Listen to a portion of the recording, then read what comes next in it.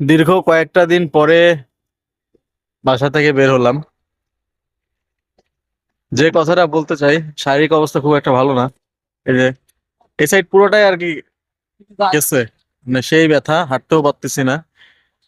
আপনারা অনেকেই জানেন যে আমি সড়ক দুর্ঘটনার শিকার হয়েছিলাম। তবে একটা কথা বলতে চাই, বিশেষ করে যারা ভিডিওটা দেখছেন বা যাদের কাছে ভিডিওটা পৌঁছাবে, তাদের এবং আহ তাদের জ্ঞাতার্থেই বলতে চাই, আপনারা তো অনেক সুশীল, আপনারা তো অনেক যৌক্তিক চিন্তা ভাবনা করেন, অনেক ভদ্র। তো রাস্তার ভিতরে ভাই অবাধে গরু ছাগল ছেড়ে দিয়ে রাখেন কেন? কিংবা এই যে রাস্তার উপর আহ খড় শুকাতে দেন, এটা কোন যুক্তিতে দেন ভাই? মানুষ মারার যুক্তিতে দেন? আমি বেঁচে গেছি, অ- যাই হোক ক্ষতিগ্রস্ত হয়েছি, তারপরেও কৃতজ্ঞতা যে যাই হোক বেঁচে আছি। কিন্তু যাদের প্রাণহানি হয়ে যায়,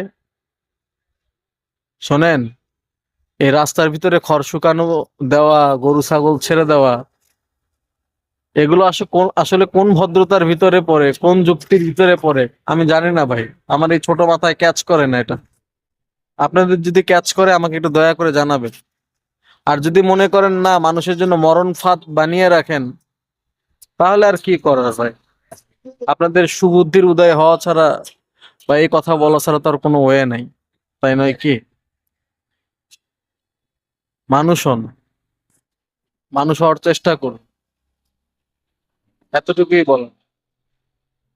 আজকে হয়তো অন্যের দুর্ঘটনার কারণ আপনি হচ্ছেন, যেদিন আপনি দুর্ঘটনার কবলে পড়বেন সেদিন বুঝবেন। ঠিক আছে, ধন্যবাদ।